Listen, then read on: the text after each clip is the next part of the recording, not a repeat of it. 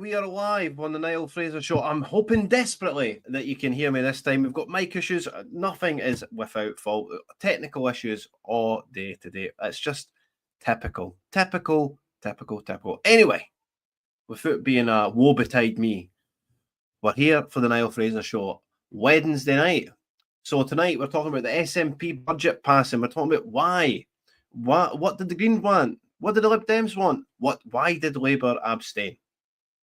The main segment of this evening will be the RFK confirmation here. And we've got hundreds of highlights. Well, not hundreds of highlights. We've got loads of highlights. And I've done my best because it is, it's just happened.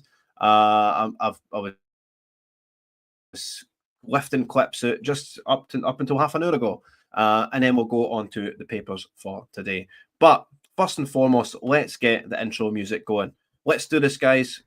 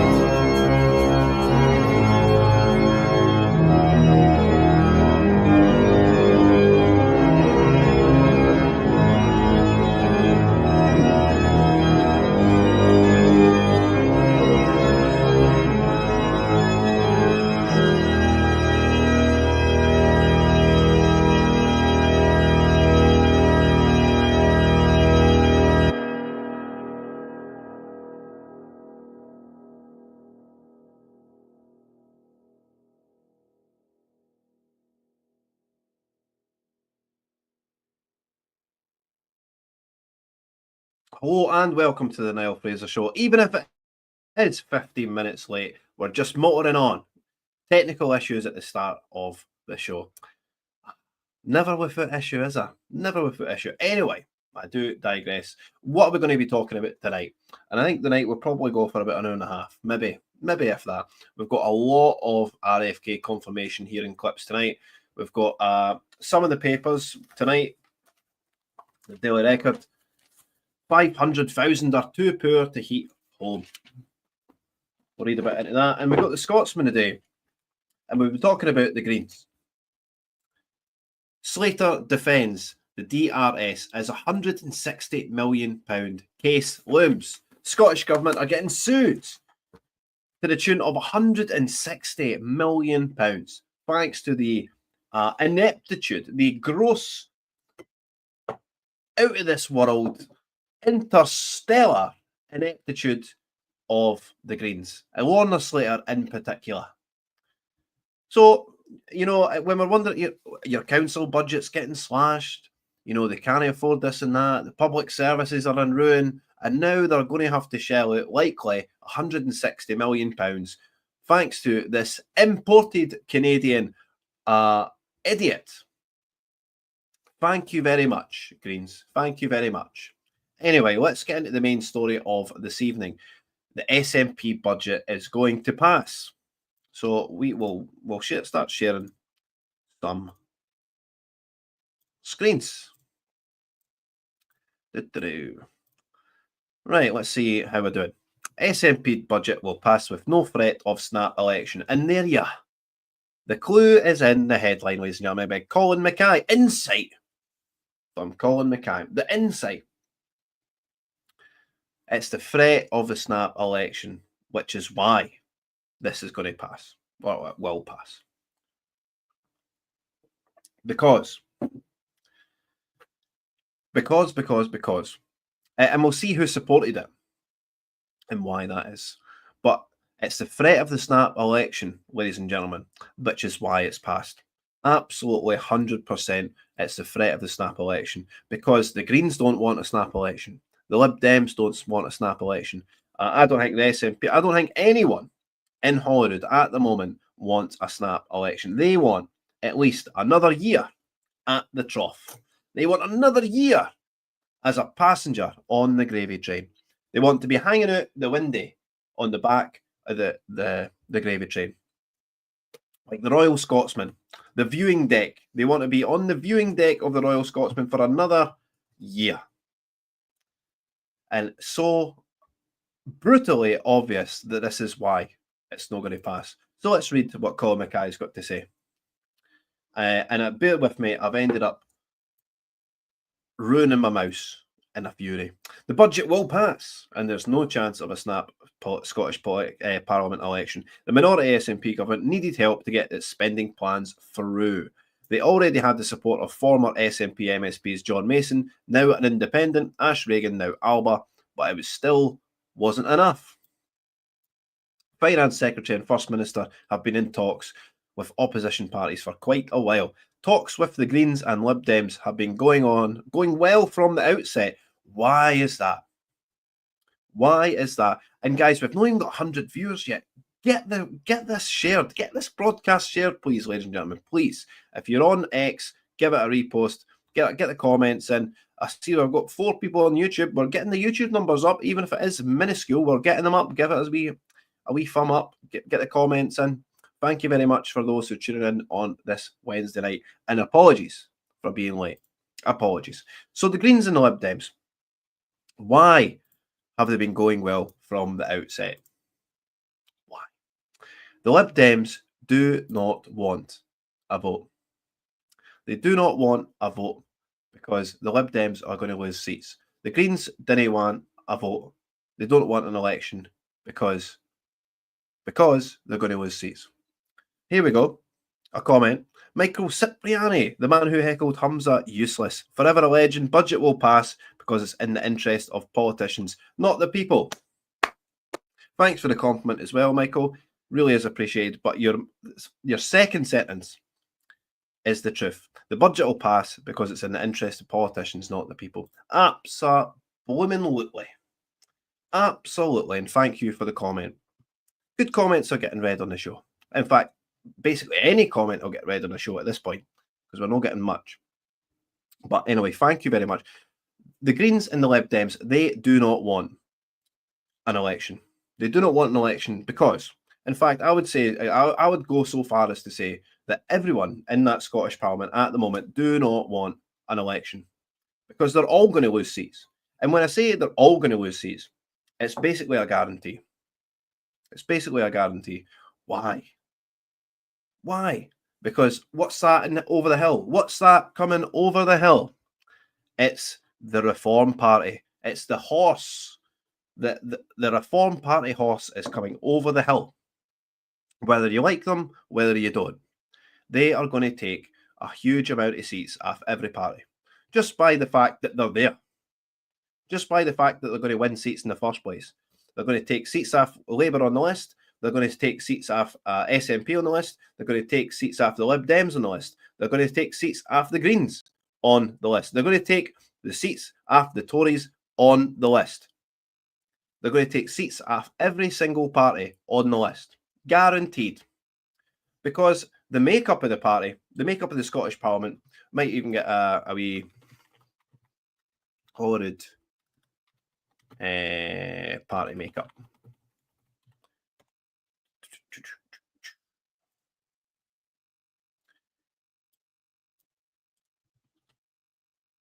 Why is it?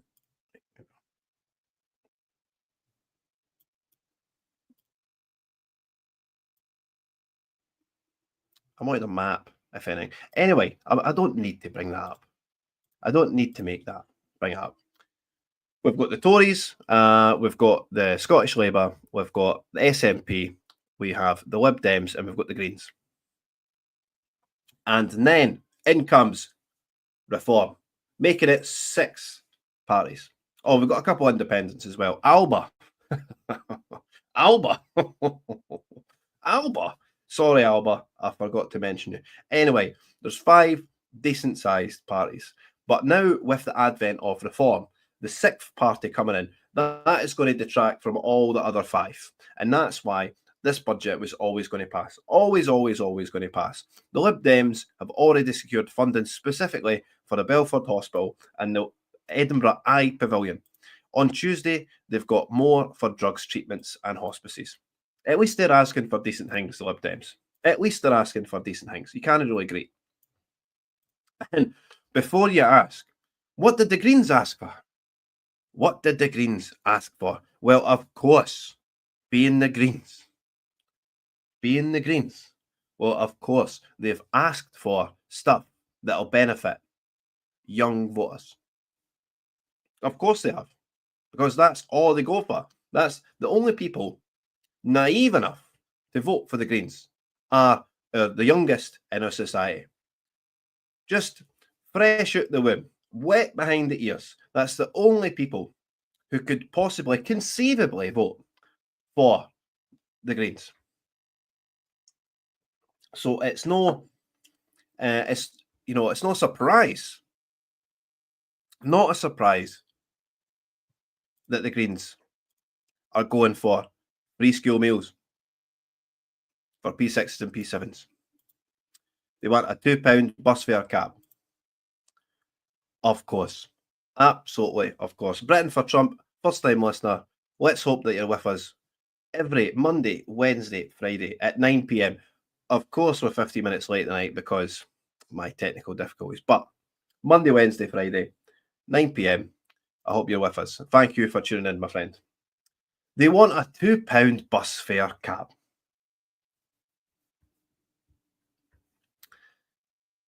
A £2 bus fare cap. You know what that'll do?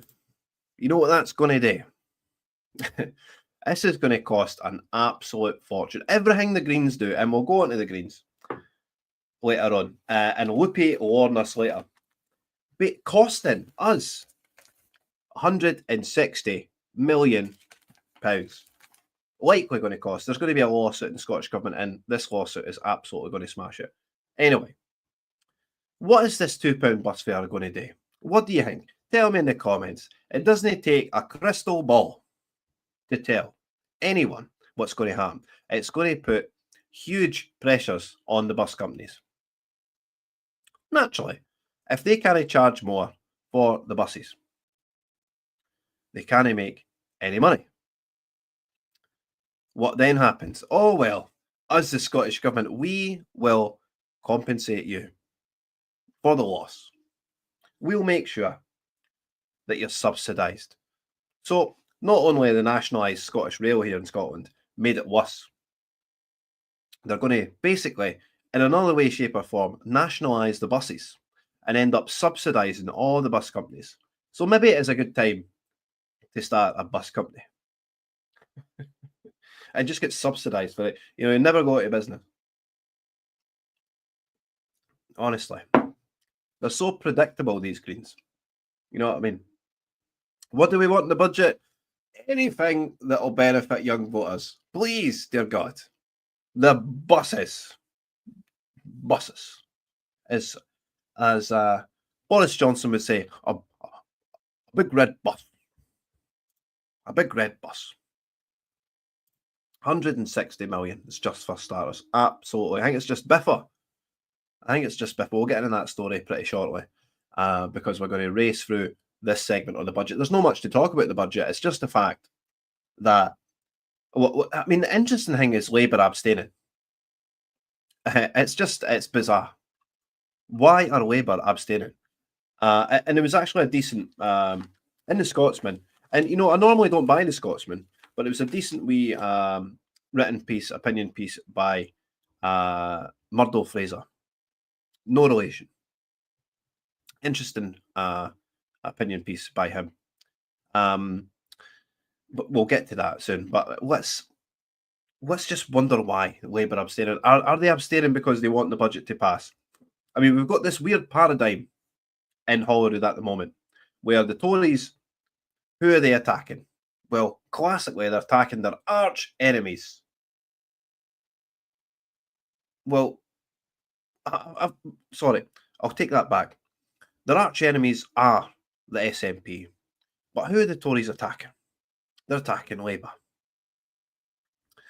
Who are the SNP attacking? Well, obviously they're attacking Labour as well. They're attacking the Tories. We've got this weird paradigm shift happening. I don't know if you felt it in the ether, but there's weird things happening in Holyrood where, because of the advent of reform, we've got this weird sort of shift in who the parties naturally attack. And we'll look at, sort of evidence of that later on when we read Niall Fraser's piece.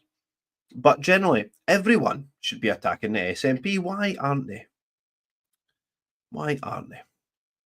So let's read the rest of this article. It's tiny. They wanted a £2 bus fare cap, obviously. They've compromised on a pilot. Maybe in the northeast of Scotland. The Greens are so weak they know. And, you know, we'll do anything not to have another election because they're going to lose heavily. Everyone knows that Greens are just washed up at this point and they're lunatics. So, you know, they'll push anything. They just don't want another election. They want another year at the bucket. Finance Secretary admits that she could not have done these deals without the increase in a block grant funding from the UK Labour government.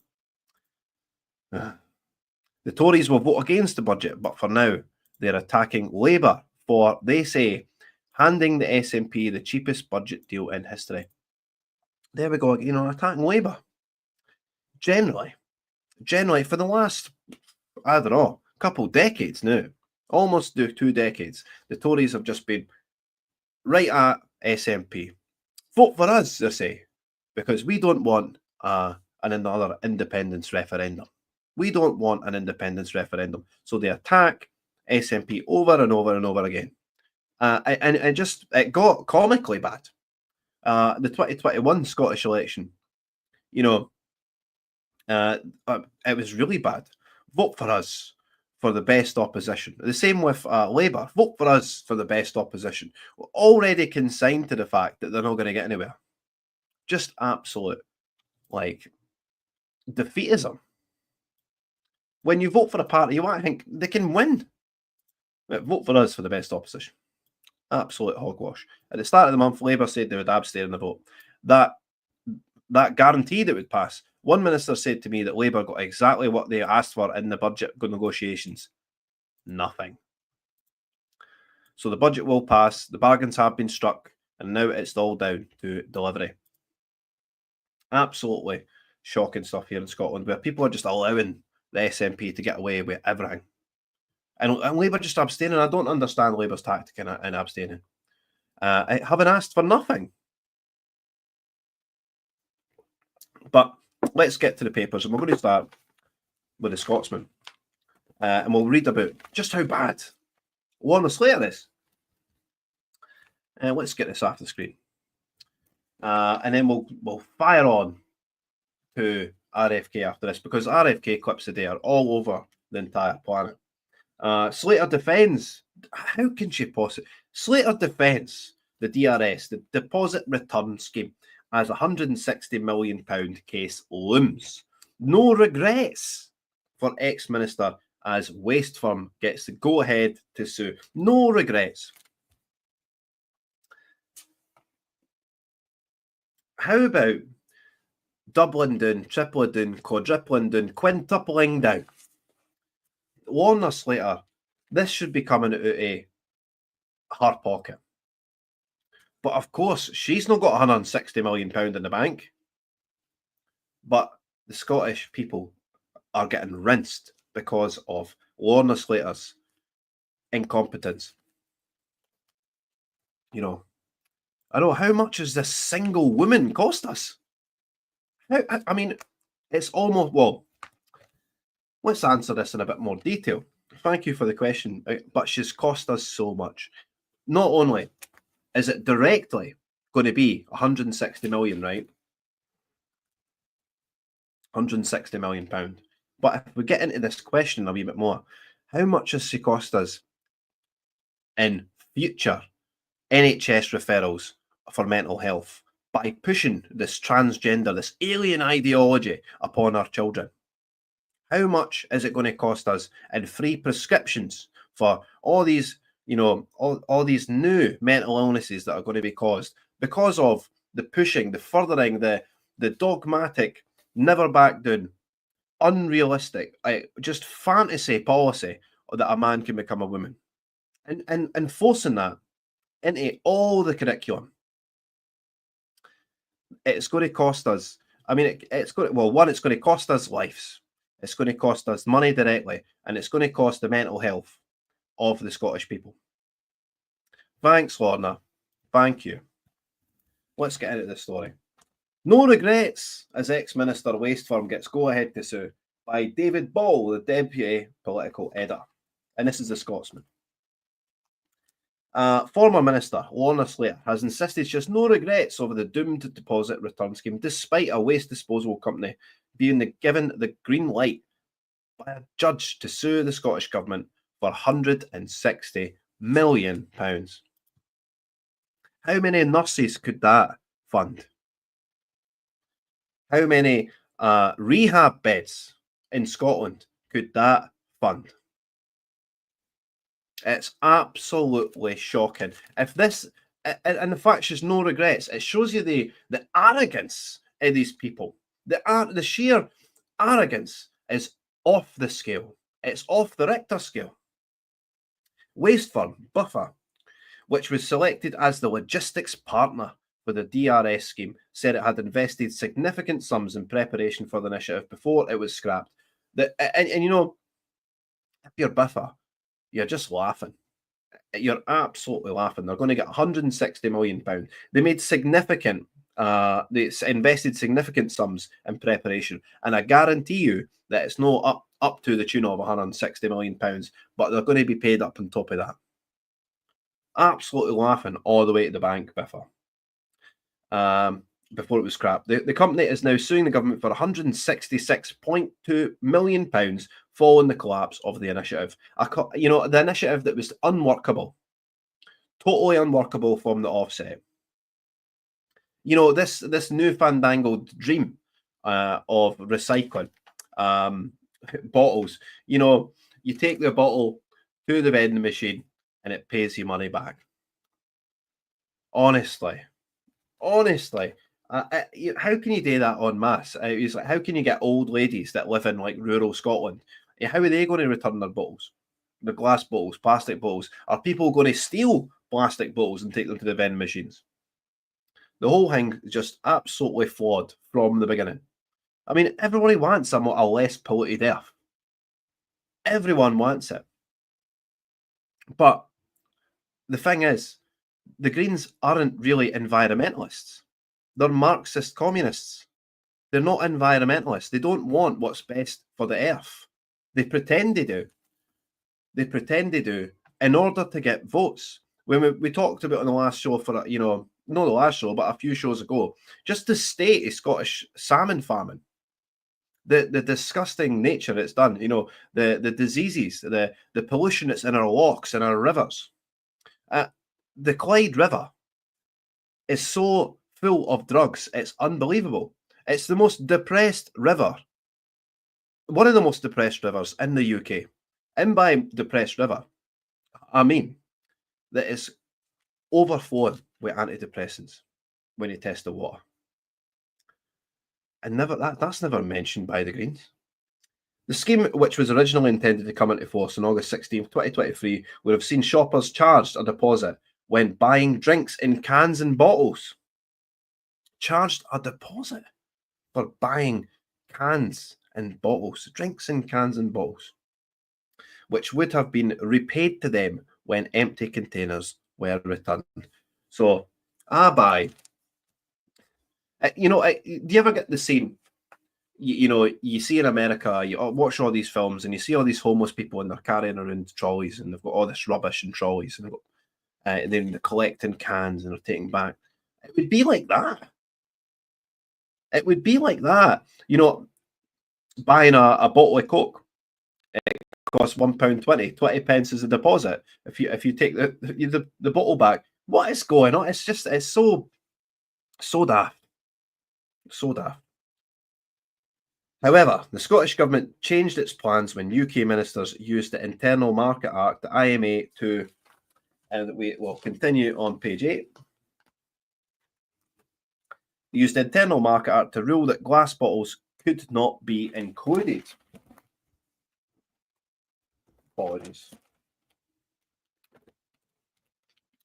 Overhauling the previous position of both the Scottish and UK governments, the legal case will now be proceeded to a proof before answers hearing after Lord Clark agreed the proceedings could move ahead. Ms Slater, the minister previously in charge of delivering the DRS, insisted she had no regrets with unsuccessfully pressing ahead with a Scotland-only scheme, with the policy devolved to Holyrood. It's one of these things. It's like the Greens, we know. Of course, they want to break up the UK. They want to break up the United Kingdom, the Greens. So they press ahead with all these Scottish-only issues, knowing that it's not going to be working, knowing that it won't work, just so they can say, point the fingers at Westminster. Westminster stopped us. If it wasn't for the pesky Westminster, well, thanks, Westminster, for killing off the gender stuff. Thank you. Scotland only policy devolved to Holyrood. Asked in hindsight, she thought it would have been better to have waited and introduced a scheme right across the UK, Miss Slater said. Of course it would have been better to wait. But no.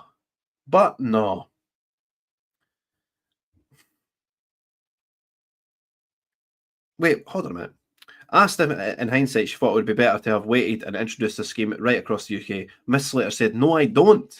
Of course she doesn't. The Scottish Greens co-convener, it was always intended that schemes across the UK would work together, would be interoperable.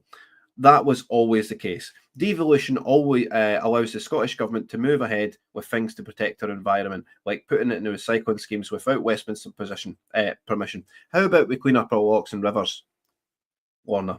How about we clean up the actual environment instead of putting these whale-killing whirligigs in the middle of the North Sea? Absolutely mental. In a lot of ways, it made sense to pilot the scheme in Scotland. Get the kinks out before you roll it to the whole of the UK. So she uses Scotland as a test bed for policies before rolled out across Scotland. What's she on?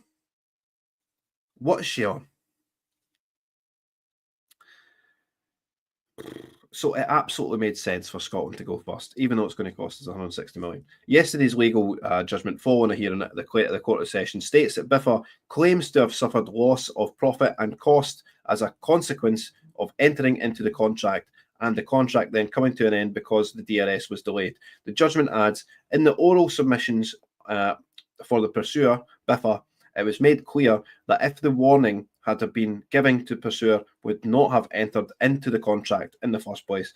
Biffa has made two separate claims against the Scottish Government, including that ministers owed a duty of care to Biffa and that duty was breached. There is also an allegation that Miss Slater, who was a minister at the time, negligently misrepresented the state of the scheme, which led to the company investing significantly. Wow. So it's claimed by Biffa that she negligently misrepresented the state of the scheme. That's quite an accusation there. So she's probably went to Biffa and says, look, it's going to go ahead 100% of the time. It's the vast, I mean, how far he progressed in this DRS scheme? We're 99.9% of the way there. It's totally going to work. Absolutely going to work, when Miss Slater, Lorna Slater, Whoopi Lorna, hasn't got a clue. Biffa has claimed it suffered pure economic loss because if there had been no breach of the duty of care, it would not have entered into the contract. The judgment adds, but the pursuer Biffa also says that as a consequence of the breach of duty, it entered into the contract from which it expected to make a profit of £114.8 million. The company had argued that before entering into the contract, it raised concerns with Circularity Scotland. Circularity Scotland, remember that? Which was set up to deliver the scheme, but has now collapsed in connection with the significant upfront financial outlay that Biffa would have had to make, and sought assurances as to the deliverability of the DRS. A letter from Ms. Slater to Michael Topman, Biffa's chief executive, sent on May 17th, 2022, states the waste management firm was the Scottish Government's preferred partner to deliver operations and logistic services for the policy. Biffa claimed it specifically sought assurances from the Scottish ministers as to the deliverability of the DRS prior to the incurring the expenditure it would commit and incur on entering into the contract. Of course. Biffa's like, hold on a minute. Will you actually be able to deliver on this, Lorna? Before we spend millions of pounds implementing your plans, are you actually going to be able to deliver on this? Of course, she's like, absolutely.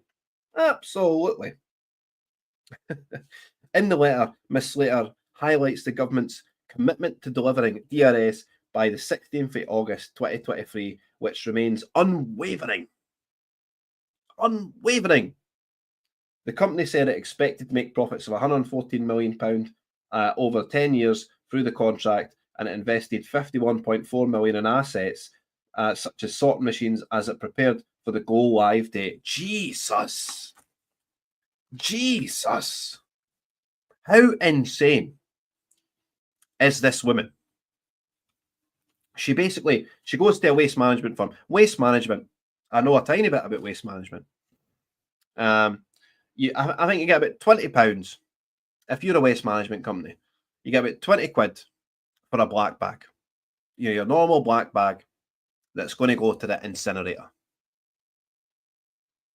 Everyone knows what I'm talking about. See, your waste management companies, around £20 for a black bag that goes to the incinerator, and that's what they just incinerate it.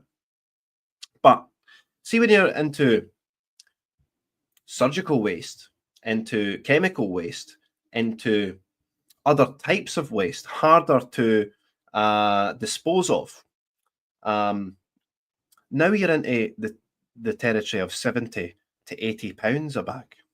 You see what I'm saying, ladies and gentlemen? There is a huge amount of money in our rubbish. A gigantic amount of money in our rubbish. You're talking about sharps. You know, the orange bags. You mean all these bags that get collected for hospitals? That is, when you look at it, it's about £70 a bag that every time these collect them. How many sharps? How many bags of rubbish is a hospital giving us? Because they can't just be incinerated. So there's a huge amount of money in our rubbish, ladies and gentlemen, in the disposal of our rubbish. And Biffa, they invested on the back of Lorna Slater's assurances, her unwavering plastic gloves as well, Conquest has said. Thanks for the comments, guys. Really, really thank you about it. Keep them coming as we go along. We've got, I mean, the RFK stuff is absolutely blistering. You didn't want to miss that. And you probably want to share the broadcast or just join us when that's happening. Probably happen in about 20 minutes' time. Anyway, Biffa, you know, you're a company and Lorna Slater approaches you and she says, actually, see this contract we're going to give you, you're going to make about 114 million over 5 years. Over 10 years, sorry. But we need an upfront investment. We need you to invest quite a lot. So on the back of Lorna Slater's assurances, Biffa makes investments of £51.4 million in assets. And we're talking vending machines that you can put bottles in. Sorting machines as it prepared for the go live date. The Scottish Government's lawyers have previously said the decision by Biffa to start spending money on the scheme was a commercial risk the company had chosen to take. Aye, right. They are absolutely going to win this court case, by the way. Absolutely going to win this court. I'll just call it the now. The Scottish people are going to be down £160.6 million. But no way would Biffa invest £51 million as a commercial risk the company had chosen to take. I mean, it's so ridiculous. The Scottish Government are such chancers. Absolute chancers. It's unbelievable. They denied Miss Slater had made any negligent misrepresenting and said ministers did not owe a duty of care to Biffa. Unbelievable stuff. Unbelievable stuff. Just shameless lies. Wow. In this ruling yesterday, Lord Clark said the case would not be dismissed. He said, on the part of the claim, for the pursuer to succeed at the proof, the court will have to be satisfied on the following points. There was an assumption of responsibility. The duty was not inconsistent with the statutory powers and duties of the defenders. The pursuer relied and reasonably relied upon the defender's conduct. The breaches of duty occurred and the loss was caused by the alleged breaches. On the alternative case on negligent misrepresentation, the pursuer mainly requires to prove that the pursuer's contention of the proper interpretation of the letter, when viewed in its full context, is correct, that the pursuer relied and reasonably relied upon it, causing the loss of costs. Question also remains in play about the amount of loss on costs and profit which the pursuer can establish. Scottish Labour Net Zero spokesperson Sarah Boyack, Scottish Labour Net Zero spokesperson, I wonder if they get an extra bit of money for being the Net Zero spokesperson, pointed to the disastrous handling of the DRS by the Scottish Government and the Scottish Greens. She said the Scottish Government's mismanagement of this scheme has already cost taxpayers millions and it's exposed the public purse to even greater risk. Time and time again, Scottish taxpayers and businesses are being badly let down by the arrogance and incompetence of this SNP government. Well, actually, well said. After all these years of chaos, Scots still don't have the modern and accessible recycling system they need. A Scottish Government spokesperson said the Scottish Government cannot comment on live litigation. Of course. Of course. So this is Lorna Slater. Let's see if I can get my paper back to normal. Oh no. Because there is a bit that I want to get to. Anyway, we'll find it. So Lorna Slater is almost definitely going to cost the Scottish taxpayer £160 million. Her and the Greens are going to cost the Scottish taxpayer £160 million. And they're going to prop up the SNP's budget.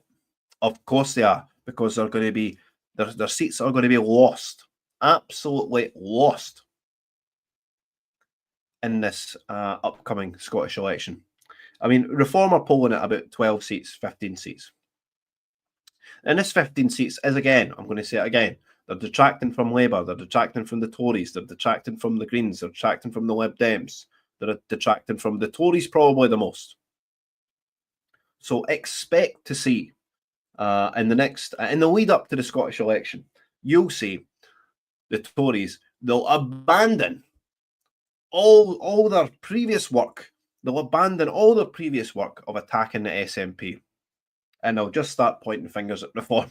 They're natural allies because they didn't want to lose their seats. Absolutely comical. Absolutely comical comedy stuff here in Scotland. So, I mean, this is a budget. You know, I've written abstention of Labour and the backing of the Greens and Lib Dems, the SNP budget will pass. What did the Greens want? Well, they wanted more stuff to bring in the young voters.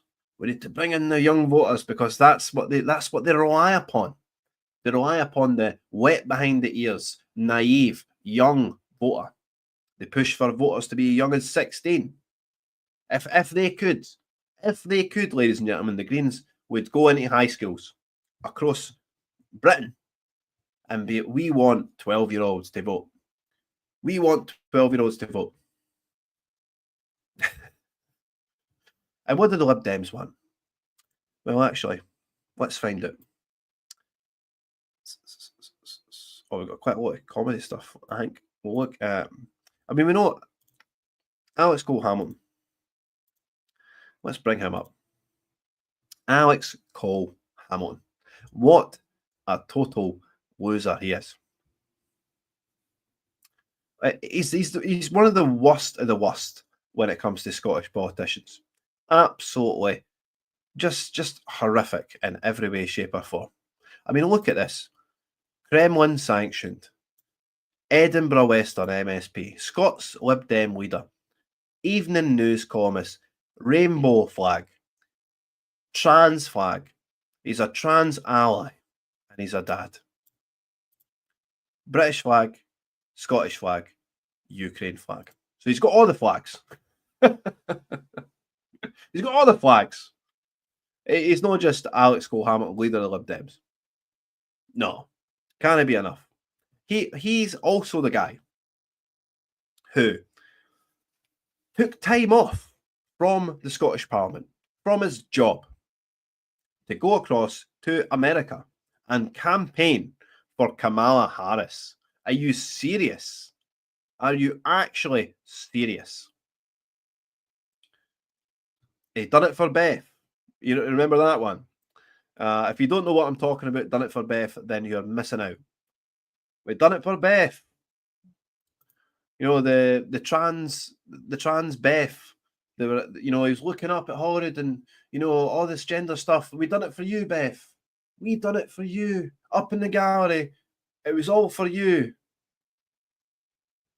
Absolutely shocking. I mean, Alex Cole-Hamilton, I don't think he's probably one of the better politicians in Scotland. That's what I will give him.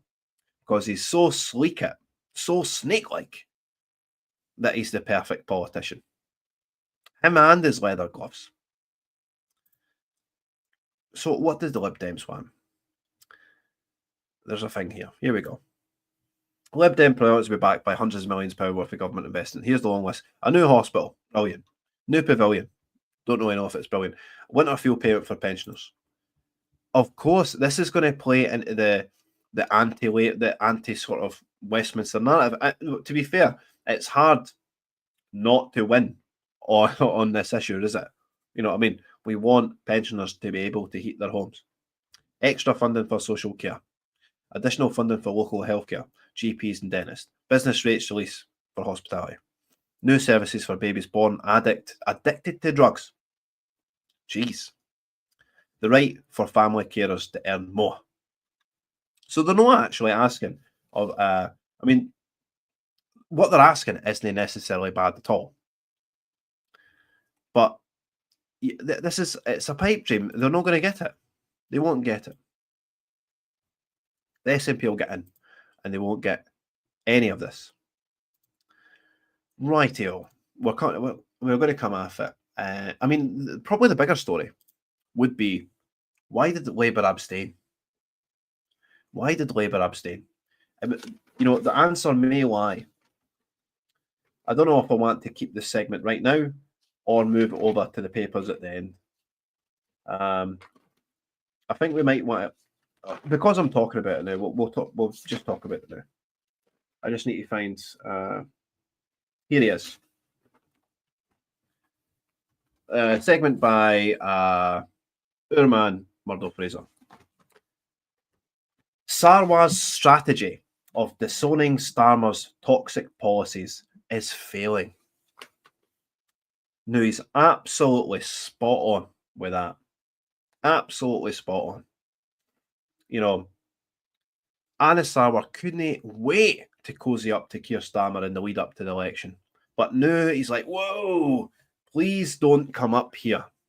See this next Scottish election, if Keir Starmer comes up here, it'll be a massively different reaction. Absolutely massively different. For the betterment of everyone else, I think he should come up here and try to back Scottish Labour. But Anna Sarwar has made a critical failure in just aligning himself, getting too close to Keir Starmer. I mean, the biggest one, I agree with Scottish nationalists on this one, is that the Grangemouth refinery. The Grangemouth refinery must be kept open. I'm from Fife. I've got family that live in Couris, and you look out across the water, and what's there? Grangemouth. Just lighting up the entire place all day, all night. Huge infrastructure. It needs to be kept open. It needs to be kept open. Scotland's only oil refinery, really. Yes, we've got Kraken, like Mossmoran and stuff like that, but Grangemouth is the big one. And it must be kept open. I mean, how many jobs is it actually furnishing? So many.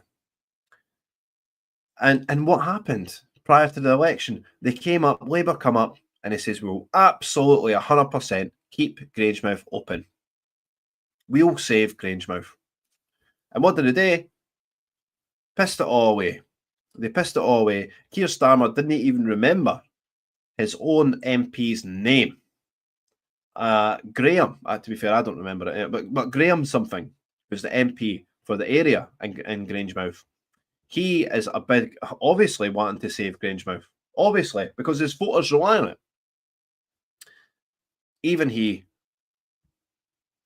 has come away from Labour. And this is the thing with... this is the disparity between Scottish Labour and just the Labour Party in general. They're getting too close to Keir Starmer that it's actually radioactive. And Anna Sarwar is going to pay a heavy price for being so close to the radiation. A heavy price. So, I can see Labour in Scotland absolutely plummeting.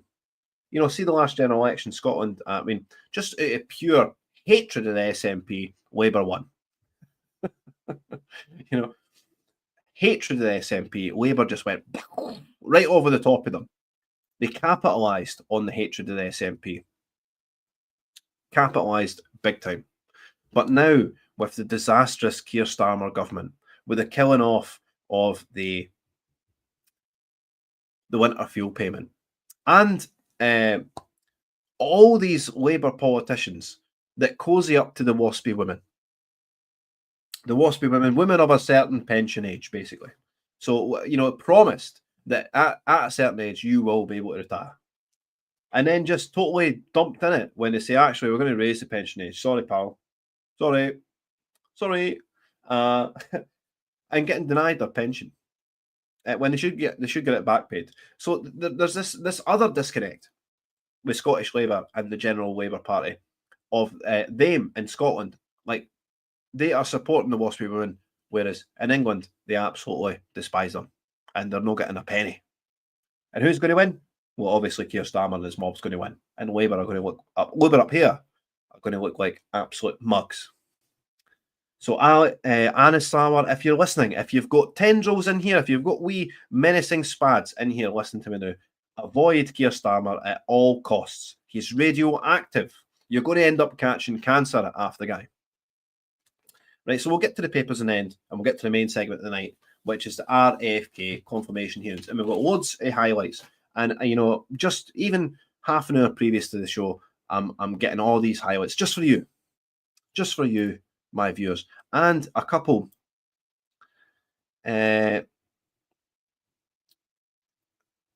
videos that, it brought up memories for me. It brought up quite a lot of memories, this RFK here. And what do I mean? Well, generally, last time Trump won, you have to appoint so many people when you become president. And all these nominations, generally, the nominations are like unilaterally opposed by the Democrats. But one of these things happened during the Trump presidency in 2016. During his 2016, his 4 years there, his first term, Ruth Bader Ginsburg, member of the Supreme Court, died.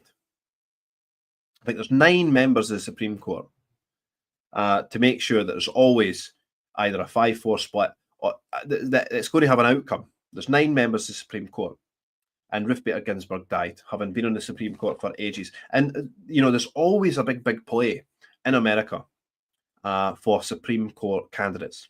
So just say if you're Trump and you put in someone at the Supreme Court that's of your political persuasion, of your political philosophy, that thinks like you, then generally they're going to give you outcomes in the Supreme Court. Obviously they're going to try to be unbiased, but philosophically they're very similar. So when you put someone on the Supreme Court, the opposition despise it, because someone can sit on the Supreme Court for their entire life, which happened for Ruth Bader Ginsburg. She was there for years. So let's just look her up. Ruth Bader Ginsburg.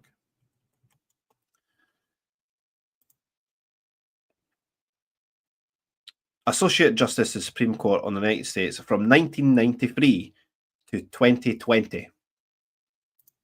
2020. So that's 27 years she was in on the Supreme Court. So this is, it's a huge appointment, the Supreme Court, absolutely giant. But why did it bring back memories? Because the appointment today, you just see all the Democrats and you just see their faces turn when Trump is trying to appoint RFK as basically the health secretary, basically, the equivalent. But look at this video.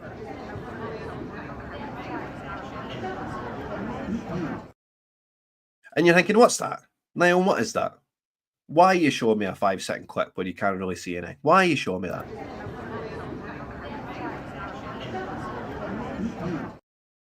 That's the press table at the hearing. And this is the image. RFK Jr. faces grilling on anti-vaccine comments and animal mutilation at confirmation hearing. Trump live updates. Now, the interesting thing about this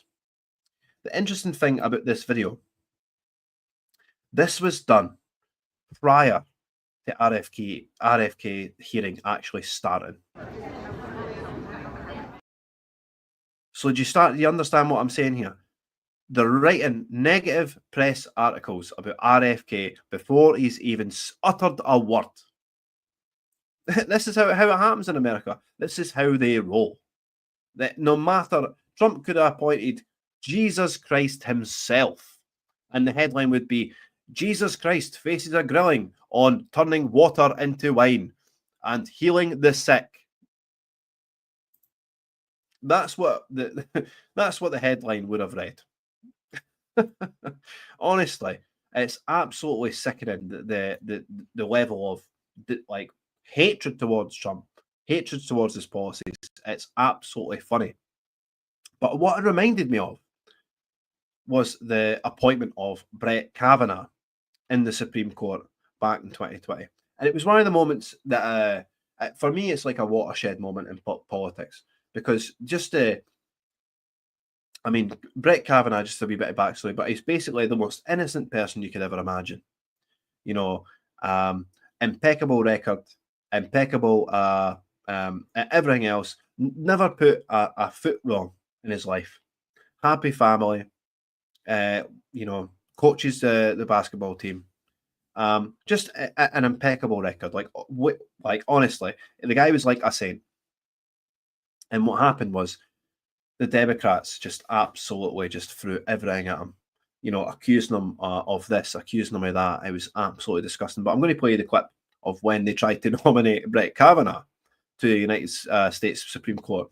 And then we'll go into the RFK because it's echoes of the Kavanaugh. Are you aware that at 9:23 on the night of July the 9th, the day you were nominated to the Supreme Court by President Trump, Senator Schumer said, 23 minutes after your nomination, I will oppose Judge Kavanaugh's nomination with everything I have. I have a bipartisan, and I hope a bipartisan majority will do the same. The stakes are simply too high for anything less. Well, if you weren't aware of it, you are now. Did you meet with Senator Dianne Feinstein on August 20th? I did meet with Senator Feinstein. Did you know that her staff had already recommended a lawyer to Dr. Ford?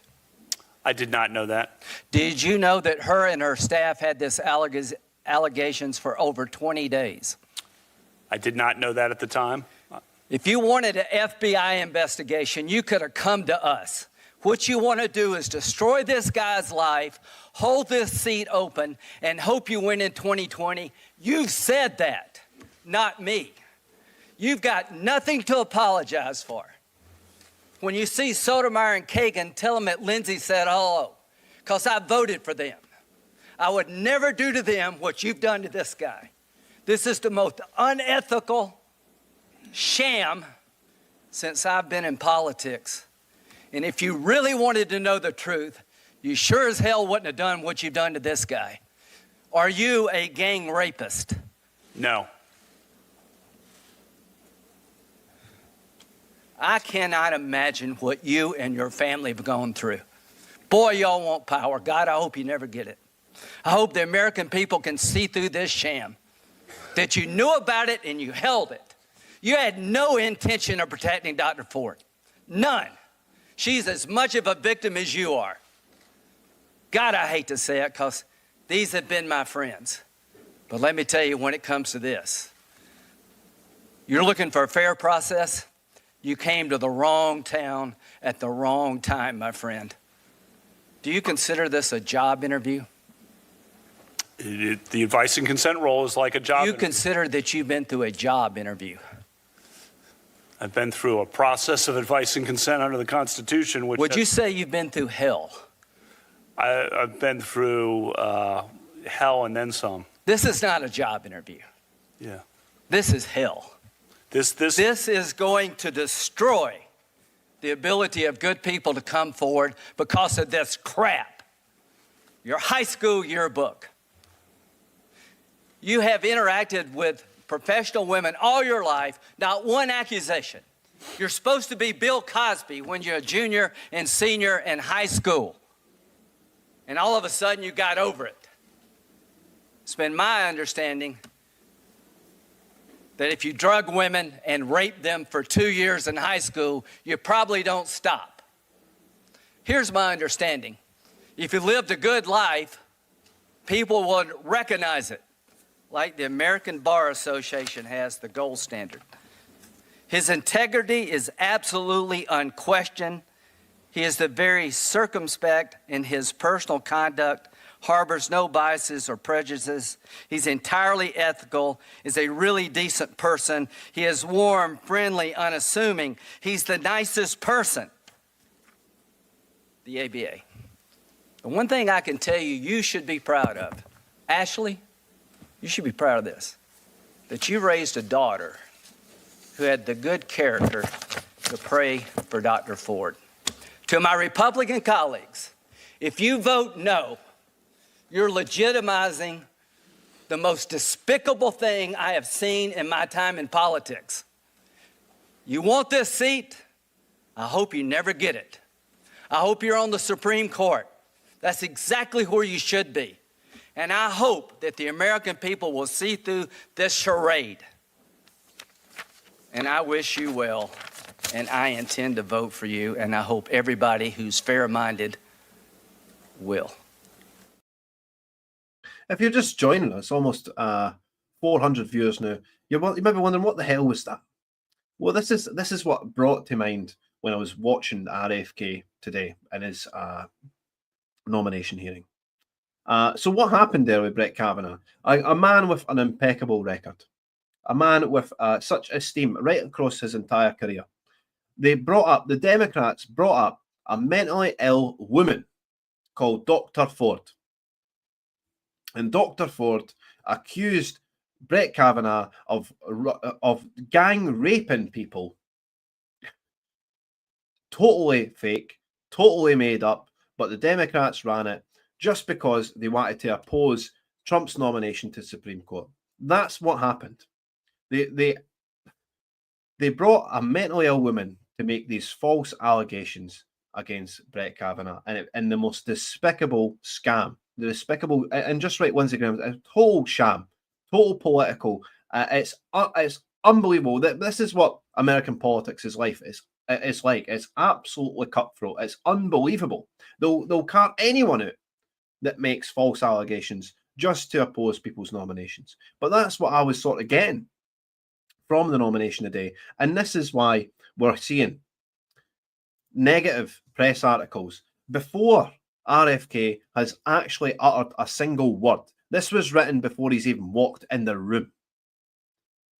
Before he's even walked in the room, the mainstream media, the establishment media, are already writing hit pieces on him. He faces a grilling. A grilling. He's not even faced the grilling yet.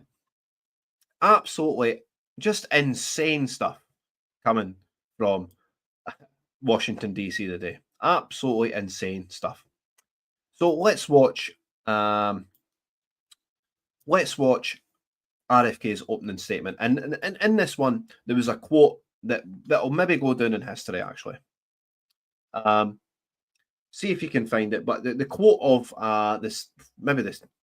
the quote of at least the Trump presidency, I thought it was so profound. And RFK knows exactly what he's talking about. He's been involved in so many litigations against vaccine manufacturers that it's crazy. Because, and we'll be going through all the stats, and he's got them all. But the opening statement, he says, a healthy person has thousands of dreams, but a sick person only has one. Unbelievable. Right, so let's hear RFK's opening statement. And the same chemicals that kill fish make people sick also. Today, Americans' overall health is in grievous condition. Over 70% of adults and a third of children are overweight or obese. Diabetes is 10 times more prevalent than it was during the 1960s. Cancer among young people is rising by 1 or 2% a year. Autoimmune diseases, neurodevelopmental disorders, Alzheimer's, asthma, ADHD, depression, addiction, and a host of other physical and mental health conditions are all on the rise, some of them exponentially. The United States has worse health than any other developed nation, yet we spend more on health care, at least double, and in some cases triple, as other countries. Last year, we spent $4.8 trillion, not counting the indirect costs of missed work. That's almost a fifth of GDP. It's tantamount to a 20% tax on the entire economy. No wonder America has trouble competing with countries that pay a third of what we do for health and have better outcomes and a healthier workforce. But I don't want to make this too much about money. It's the human tragedy that moves us to care. President Trump has promised to restore America's global strength and to restore the American dream, but he understands we can't be a strong nation when our people are so sick. A healthy person has 1,000 dreams. A sick person has only one. Today, over half of our countrymen and women are chronically ill. When I met with President Trump last summer, I discovered that he is more than just concern for this tragic situation, but genuine care.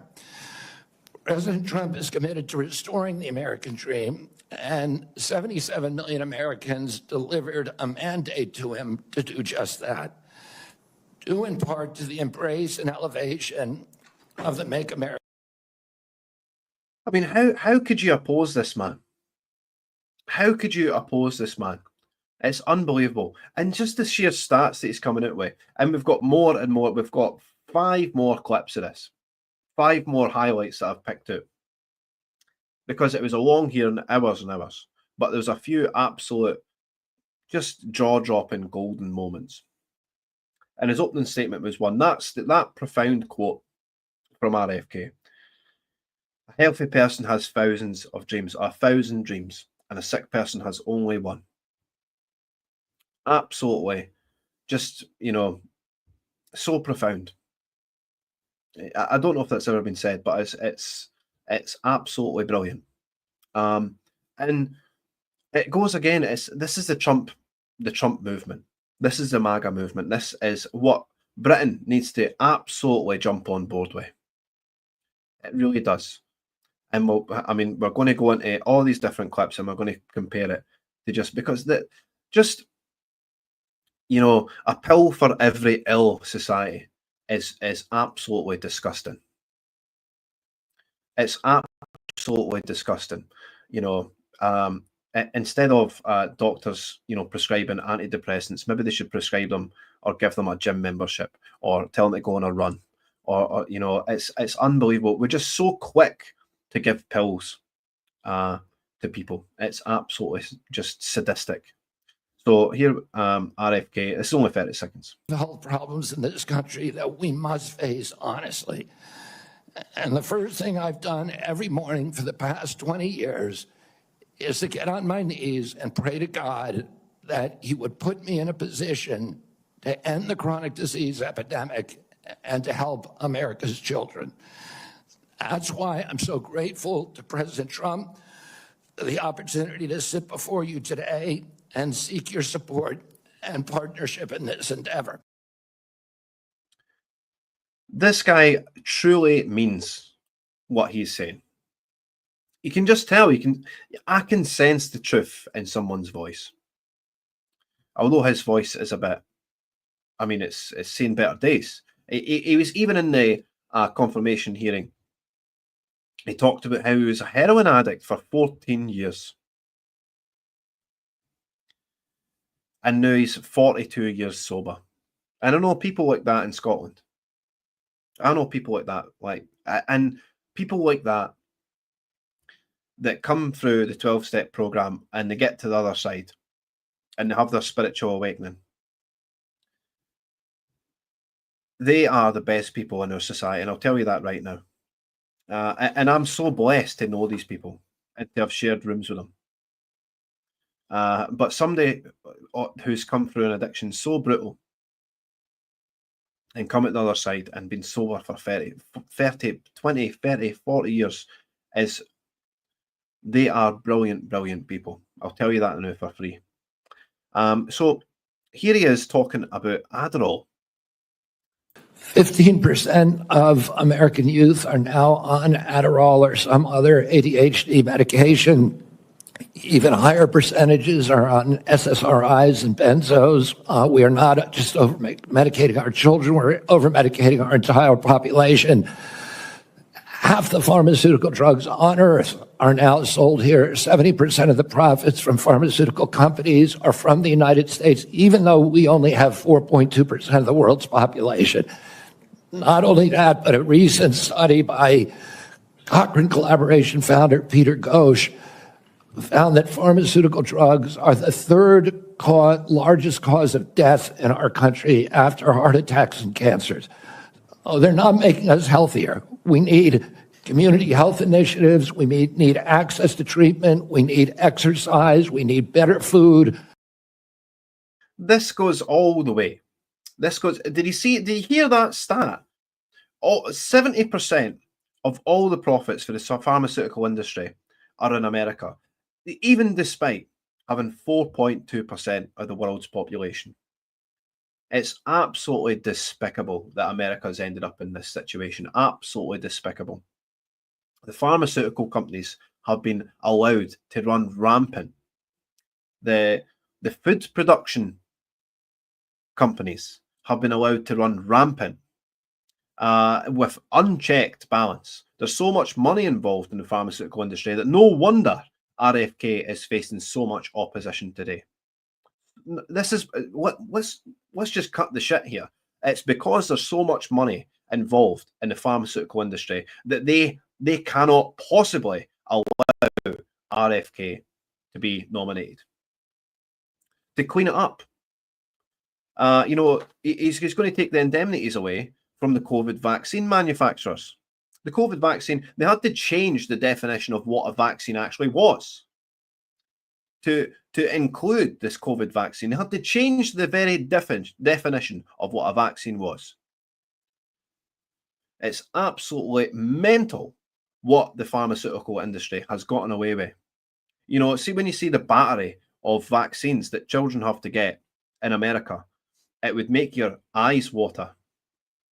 It would make your eyes water. We'll watch that one again. I'm sorry for the loudness. Some of these clips, I've got them for different sources. So some of them are a bit louder than others. Apologies for that. But I mean, what was the stat about youth? We're so quick. My child's hyperactive. Let's give him a pill. That's not going to make anyone better. It's absolutely sadistic. It's sadistic. 15% of American youth are now on Adderall or some other ADHD medication. Even higher percentages are on SSRIs and benzos.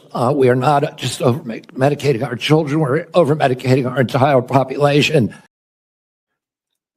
Over 15% of American youth are on ADHD, Adderall, or other medications, and even a higher percentage on SSRIs. It's just absolutely mental what American pharmaceutical companies have gotten away with all this time. It's absolutely insane stuff. Absolutely insane stuff. The pharmaceutical industry needs reined in big time. We always talk about, the last few shows we've been talking about the Trump deportations, the securing the southern border, making America an actual place again.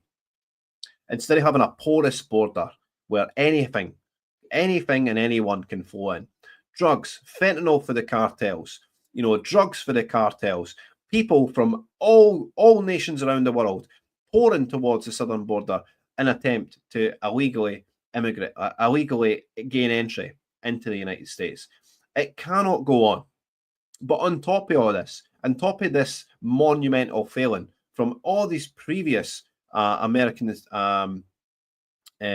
governments, we've also got the rampant drug peddling, a different type of drug peddling, and illegal drug peddling by the pharmaceutical industry. So you're getting attacked from both sides. And you've seen in the stats there, 70% of all pharmaceutical profits are from Americans.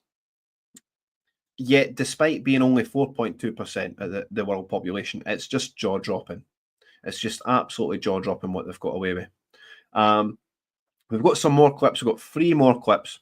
Some of them are good. This one is another belter. Let's listen. Let's listen to this one. To restore trust in the public health agencies, we need transparency. I want to say something about what you first said. When I launched my campaign, it was about uniting Americans, Democrats and Republicans. There's no issue that should unite us more than this chronic health epidemic. There's no such thing as Republican children or Democratic children. These are our kids. 66% of them are damaged. I know what a healthy kid looks like because I had so many of them in my family. I didn't know anybody with a food allergy growing up, peanut allergy. Why do 5 of my kids have allergies? Why are we seeing these explosions in diabetes, rheumatoid arthritis, neurological diseases, depression, all of these things that are related to toxics in the environment? Why can't we just agree with each other to put differences about so many issues, intractable issues aside, and say, we're going to end this? I don't think anybody is going to be able to do this like I have because of my peculiar experience, because I've litigated against these agencies. When you litigate against them, you get a PhD in corporate capture and how to unravel it. I've written 6 books about these agencies. I know a lot about them, and I know how to fix it. And there's nobody who will fix it the way that I do, because I'm not scared of vested interests. I don't care.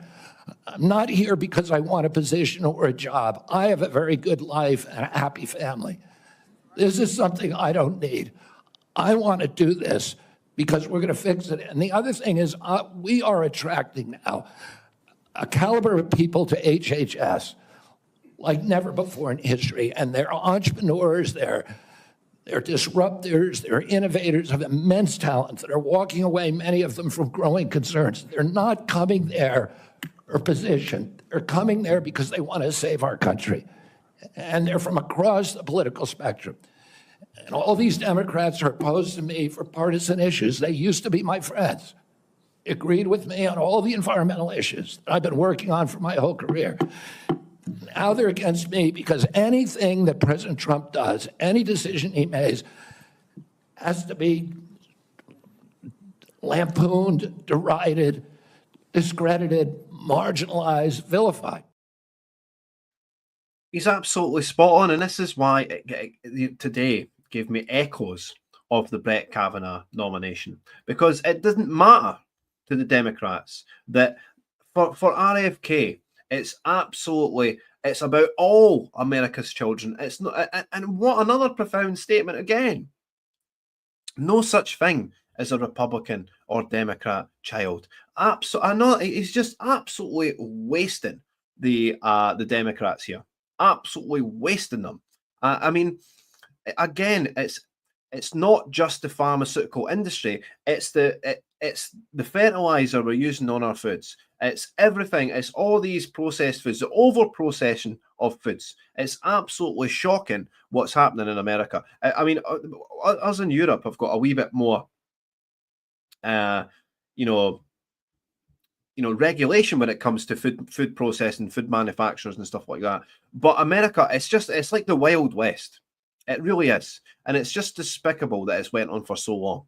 And again, he's an old, this is why I've always said, as you get older, you get wiser. He's an old guy. He's been through the mill. And as a child, there would have been no people in his class that had autism. There would have been no people in his class that had allergies to anything. And yet, fast forward 40 years of the pharmaceutical industry, 40 years of the over-processing of food. I mean, the food is becoming more and more unnatural by the day. More and more unnatural by the day. And yet, it's allowed to continue for so long, even to the detriment of all America's children and all Americans in general. The most overweight country on the entire planet. The most sickest people on the entire planet. It's absolutely despicable. But again, another fantastic put down. Another fantastic just haymaker by RFK there. There's no such thing as a Republican child or a Democrat child. They're just children. And to think that they're opposing this is utterly despicable. Utterly despicable. And we'll get to, the last clip we're going to have Senator Warren. The Indian, if you'll remember. Senator Warren once said she was an Indian of Indian heritage. She's whiter than all of us here. She's whiter than everyone in the audience. Almost 500 people watching, guys. Thank you ever so much. Give it a like. Give it a share. Repost if you're on X, which is most people. But let's look at some of the funnier ones. We've got 2 more clips to guys to go. This is the RFK segment.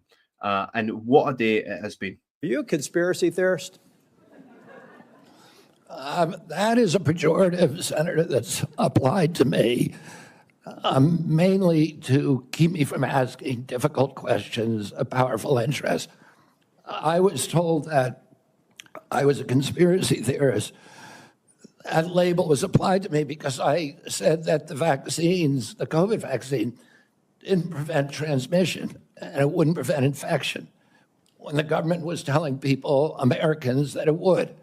I was saying that because I was looking at the monkey studies in May of 2020. I was called a conspiracy. Now everybody admits it. I was called a conspiracy theorist because I said red dye caused cancer. And now FDA has acknowledged that and banned it. I was called a conspiracy theorist because I said fluoride lowered IQ. Last week, JAMA published a meta-review of 87 studies saying that there's a direct inverse correlation between IQ loss. All right, so I'm going to assume I could go on for about a week. So is there any one of them that you can say, you got me? That really was a conspiracy theory, or are you in a position? Not yet. Not yet. 500 viewers, guys. Thank you so much for tuning in to the Niall Fraser Show. Again, this is just, it's insanity.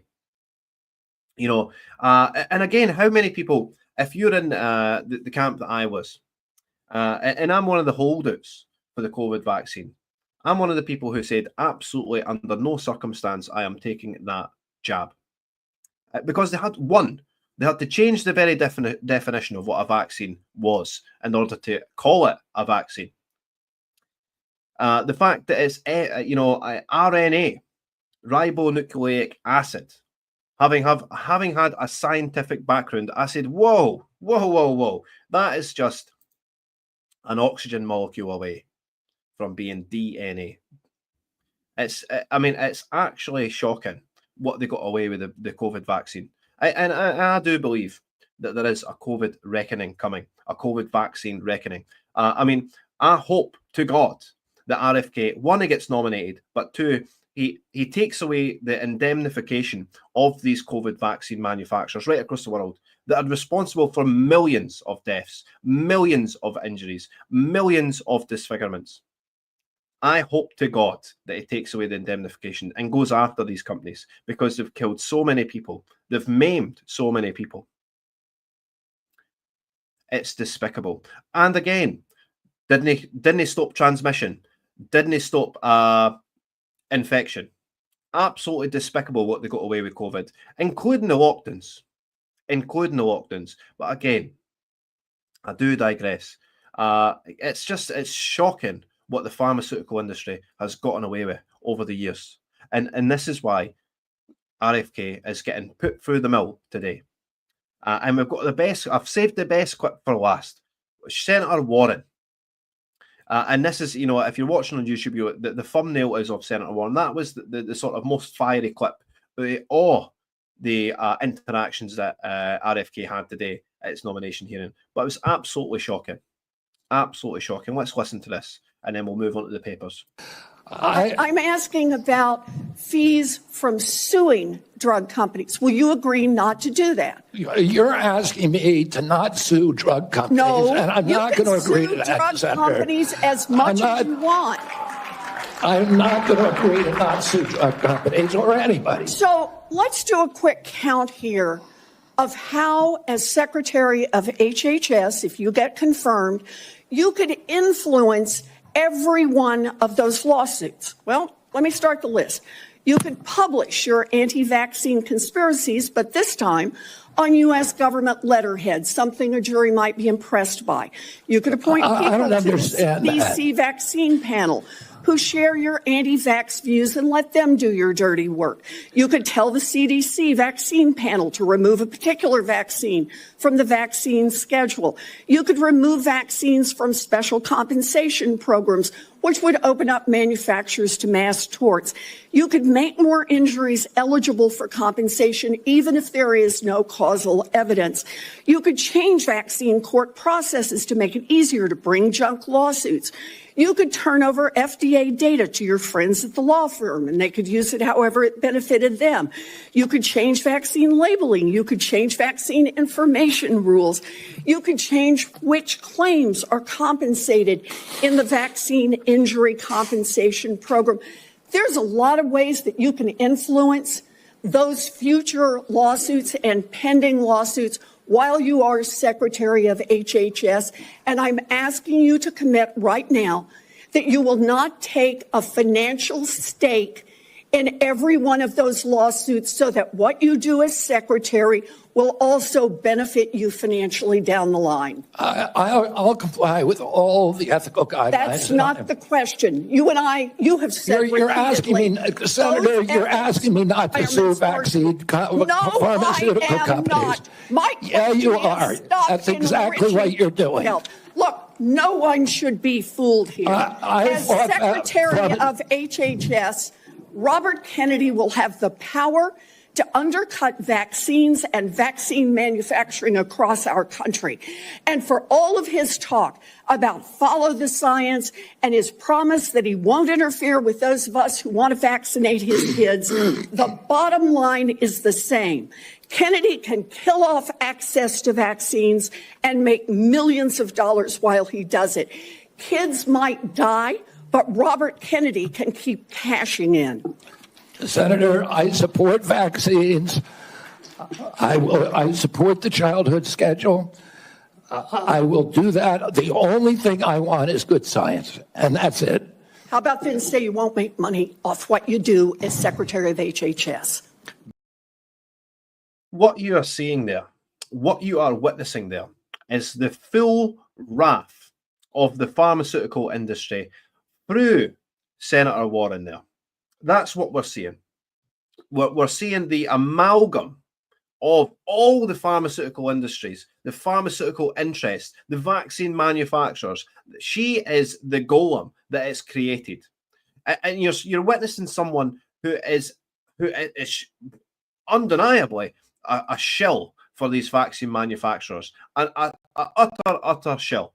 And what she's asking RFK there, she points out some of the financial interests it has for taking vaccine manufacturers to court for their maiming and for the damages that they've caused. And she's wanting them to commit to no suing vaccine manufacturers. Absolutely not. That's why he's been put in that position.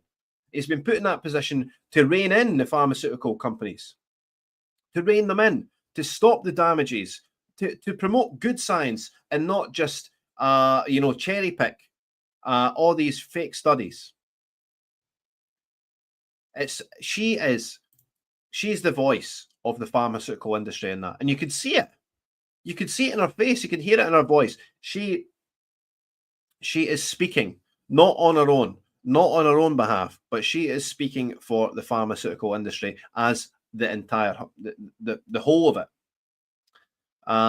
That's what a breathtaking situation we've got here. And again, it wasn't the only Democrat that went up against them. The Democrats across the board in that hearing were unilaterally against them, just like Brett Kavanaugh back in 2020. Absolutely shocking. But again, it's echoes of the Brett Kavanaugh case, the Brett Kavanaugh nomination, because they really do despise any Trump nominees, but especially RFK. They despise him because he isn't a shill for the vaccine manufacturers. In fact, he's going to rein them in. And I hope to God that he takes the indemnities away from the vaccine manufacturers and they face justice for the deaths that they've caused over the vaccine and the COVID vaccines, the maiming they've caused over the vaccine industries, and just all these adverse reactions that we've seen for the COVID vaccine. All of them. And all the lies that they peddled in order to get it through. We had Joe Biden. Who does he pardon on his way out the building in the 11th hour? He pardons his entire family, but who else does he pardon? He pardons Dr. Anthony Fauci, the doctor of death himself, who promoted the vaccine over everyone else. Promoted the COVID vaccine over everyone. COVID vaccine, the one that had to change the very definition of what a vaccine was. This is the voice of the pharmaceutical industry, Senator Warren. Absolutely, 100%. It just gets me so angry to hear just the sheer opposition against a man And we'll hear it again. A man who's been fighting it out. He's got a good life. He doesn't need this. But he feels it's his spiritual mission to help the health of his nation. And he faces this opposition. And she's got such a cheek to say that he's got financial interest in this, when we just know that she is in the back pocket of the pharmaceutical industries. We'll see. We'll play his opening statement one more time, and then we'll fire onto the papers. We've not got much in the papers. We're probably going to end in the next 10-15 minutes, but we'll get to the opening statement. We'll read the papers, and I've got a wee humorous story for you as well. And the same chemicals that kill fish make people sick also. Today, Americans' overall health is in grievous condition. Over 70% of adults and a third of children are overweight or obese. Diabetes is 10 times more prevalent than it was during the 1960s. Cancer among young people is rising by 1 or 2% a year. Autoimmune diseases, neurodevelopmental disorders, Alzheimer's, asthma, ADHD, depression, addiction, and a host of other physical and mental health conditions are all on the rise, some of them exponentially. The United States has worse health than any other developed nation, yet we spend more on healthcare, at least double, and in some cases triple, as other countries. Last year, we spent $4.8 trillion, not counting the indirect costs of missed work. That's almost a fifth of GDP. It's tantamount to a 20% tax on the entire economy. No wonder America has trouble competing with countries that pay a third of what we do for health and have better outcomes and a healthier workforce. But I don't want to make this too much about money. It's the human tragedy that moves us to care. President Trump has promised to restore America's global strength and to restore the American dream, but he understands we can't be a strong nation when our people are so sick. A healthy person has 1,000 dreams. A sick person has only one. Today, over half of our countrymen and women are chronically ill. When I met with President Trump last summer, I discovered that he has more than just concern for this tragic situation, but genuine care. President Trump is committed to restoring the American dream, and 77 million Americans delivered a mandate to him to do just that, due in part to the embrace and elevation of the Make America. Right, so thus ends the RFK segment. But again, the UK is facing the exact same problems. Illnesses on such a grand scale, chronic illnesses on such a grand scale that it feels like it's impossible to turn around. But the first thing you need to do is rein in, one, the food manufacturing companies, the water companies. What are they putting in the water? Fluoride, as I said earlier on, it's lowering people's IQ. That's one of the conspiracy theories that everyone has turned out to be true. The fluoride in the water is lowering people's IQ. It's got an inverse graph on IQ. This is the thing. We need to be taking this very, very seriously, and the UK needs to follow suit. I hope that in time, a political party like the Advent of Reform, they bring in somebody like this that can go after the doctor, the chief, the Chris Whitties of the world, the doctor, who is it, Vance or Valance, or these people, these vaccine shills that's just, they fed us so much lies during the COVID vaccine era, the COVID lockdown era. It was unbelievable, and they must face a political reckoning for it. They must have justice for it. And RFK, I do believe that he's going to get some justice for this. I do believe. This needs to be done right across the world. But let's focus on where we are in the UK. Let's focus on that. Let's focus on ending the chronic illness epidemic that we've got in the UK. So the front page of the Daily Record running with the story, 500,000 are too poor to heat their home. That's quite a large amount of people, considering we've only got a population of 5.4 million. By Mark McGovern, nearly 500,000 Scots households are struggling to pay their energy bills. And this is in the advent. This is off the back of putting up so many of these windmills, these wind turbines, these, you know, you look across the sea and you see them on the horizon. When you're driving across the borders, you see them on the hills. You see them everywhere you go. If you drive along the M8 every day, you see them. Do they have an impact on your energy bills? Do they? Fuck. It's absolutely shocking. I mean, it wouldn't be so bad if they put them up and if, you know, your energy bill was decreasing. But no, there's no decrease in sight. It's getting it more expensive. Why? It's the companies. It's just like this, you know, they've just stopped the heat pump thing. Remember, they wanted everybody to get a heat pump. They've just abandoned that. They've just abandoned it. See pages 4 and 5. 1 in 5 homes can't afford to put the heating on. Governments urge to use their natural resources to lower power. Again, you know, it's the hangover from this net zero scam. I said it ages ago. We've got 3 of these scams that are facing us now. We've got the gender scam that thankfully Trump has ended with the stroke of a pen in America. He's ended it. But we've still got this gender scam that's permeating our culture here in the West, especially here in Scotland, where we've got loopy greens like Lorna Slater just shoving it down people's throats. It's in our curriculum. It's in our curriculum. This fantasy, this fiction.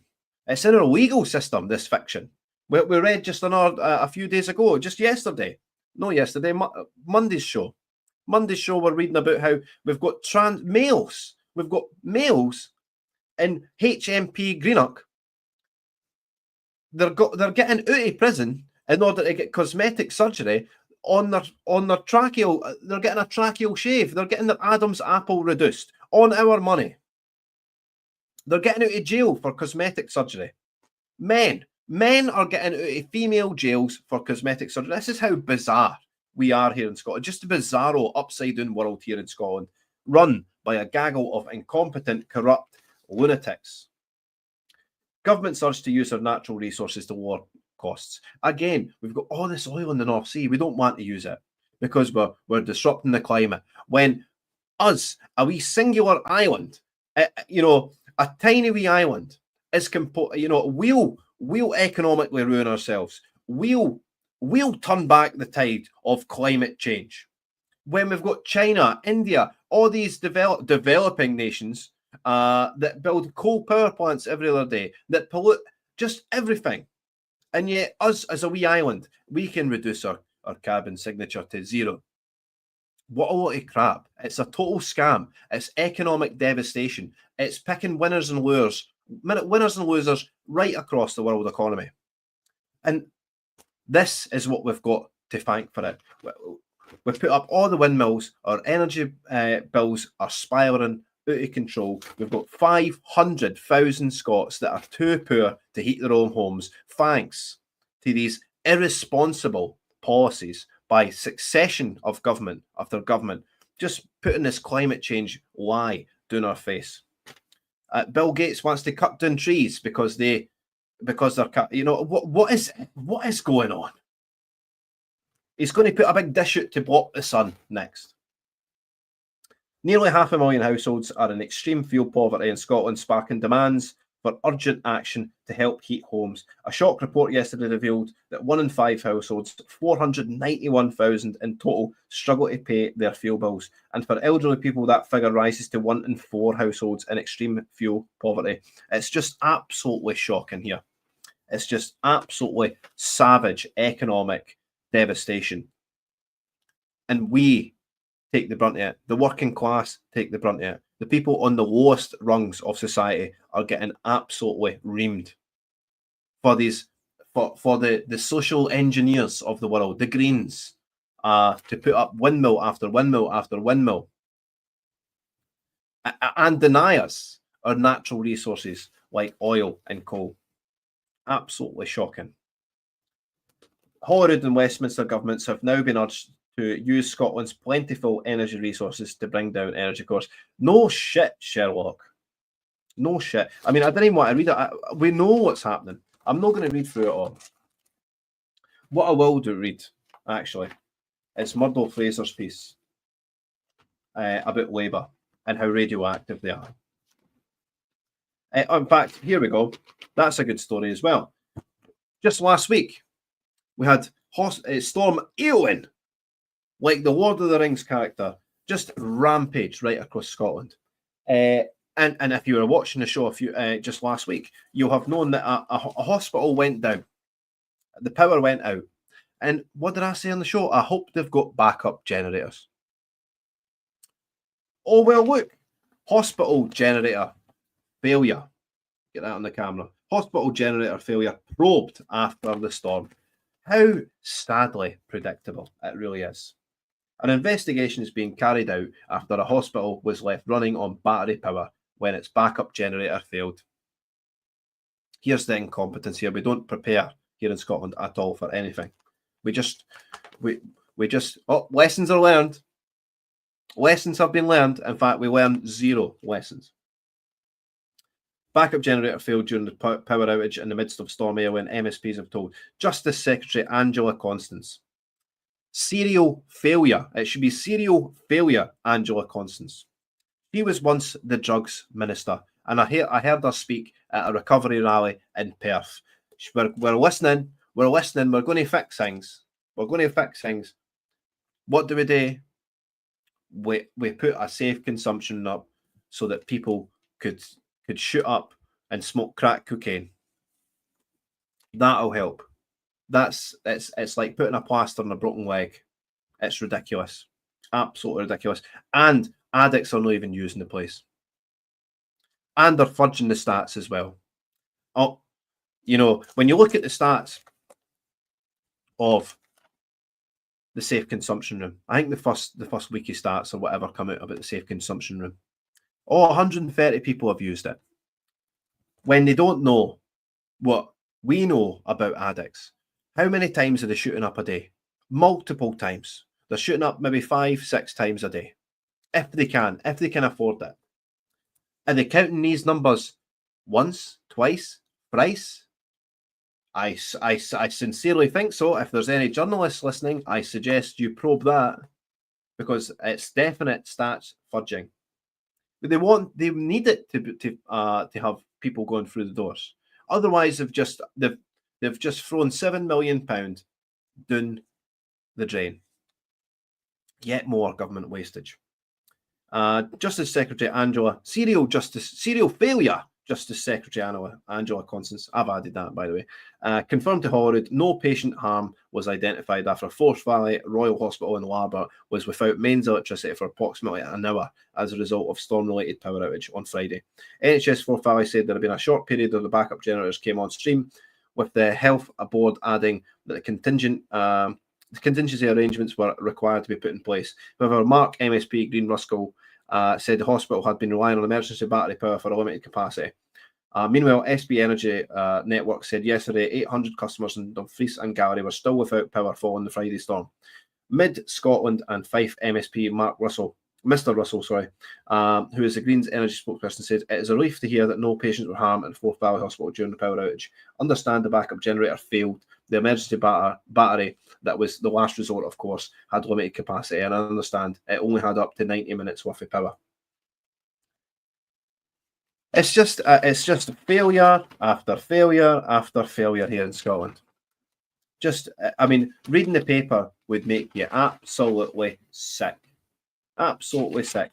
Let me see if I've got the right bits here. We'll read this one.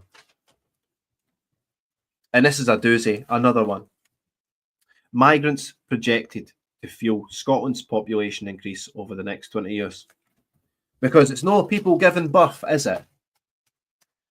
Because it's no people giving birth. They don't want to promote families. They don't want to promote people having more kids, do they? No, they don't. Instead, what we'll do is we'll just import a ton of migrants, and that'll fix it.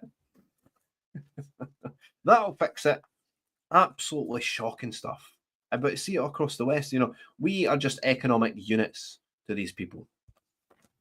We're just economic units. They don't care about us. Scotland's population is projected to grow to 5.8 million in the middle of 2047, with the increase driven by migration, according to a study. National Records of Scotland statisticians projected the population will increase by 4.4% in the 10 years from mid-2022, when it was 5.4 million to 5.7 million, and it will increase by 6.2% to 5.8 by mid-2047. So in amongst all this, obviously, we've got a housing crisis. A housing crisis that I may add, I will be putting out my own personal plan to fix the housing crisis, to fix the skills crisis, to fix the birth crisis, to fix the communities crisis. We've got an evaporation of communities. We've got people and families not having enough kids. You know why they don't have enough kids? The economic uncertainty. That's why they're not having enough kids. And they're not being like encouraged to build big, strong, healthy families. My gran was the youngest of 10. My great gran had 10 children, 5 boys and 5 girls. That's when our country was actually good. I'm not going to read much more of that as well, but again, it's just this push for migration over anything else. Don't promote families. Don't promote births. In fact, we'll do the opposite. We'll seep transgender ideology into the schools. We'll seep LGBT ideology into the schools. And in fact, we do have a bookmark on some of this stuff.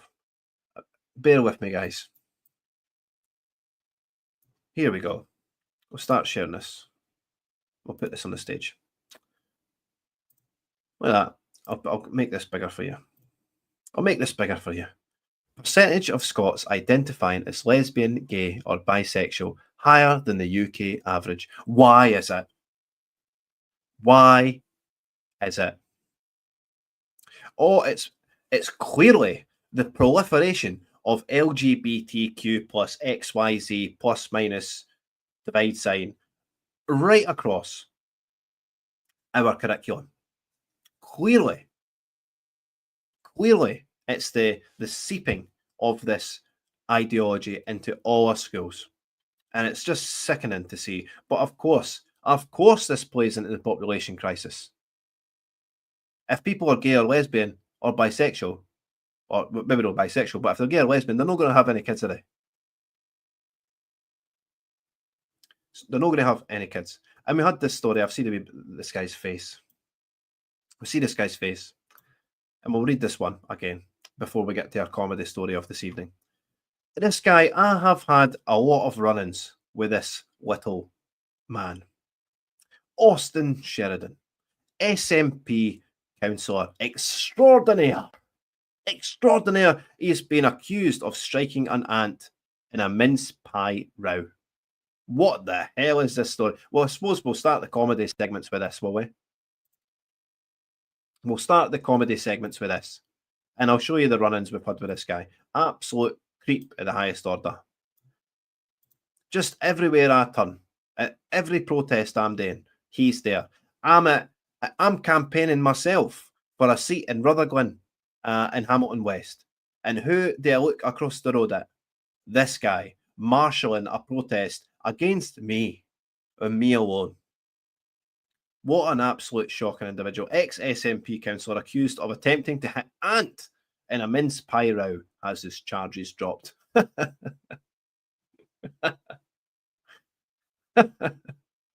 It's just, I mean, we're starting the comedy early, guys. Starting the comedy early. Austin Sheridan was alleged to have smashed up his aunt's flat and acted in a threatening manner. Former SNP councillor. Look at him there on the bus. Former councillors walked free from the dock after claims he assaulted his aunt after she made him a mince pie for dinner. Oh, crikey. Oh, God.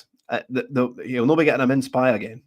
Austin Sheridan, 32, denied attacking Margaret Sheridan, 61, at their flat in Glasgow's Govan Hill. Oh, he lives in Govan Hill. Excellent.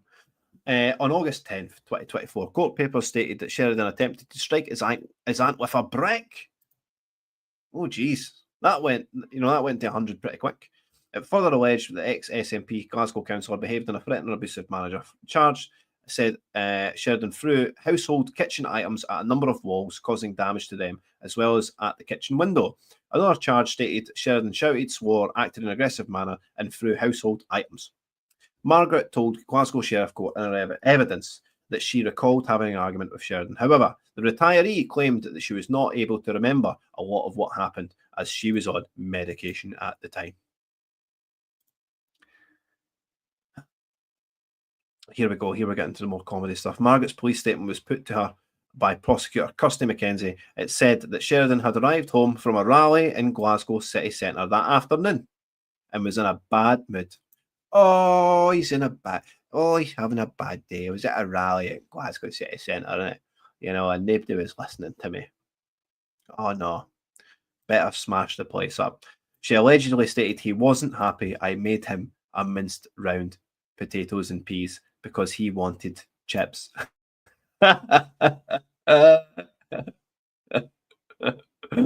Oh my God. I did promise comedy, but I mean, I've stumbled upon this.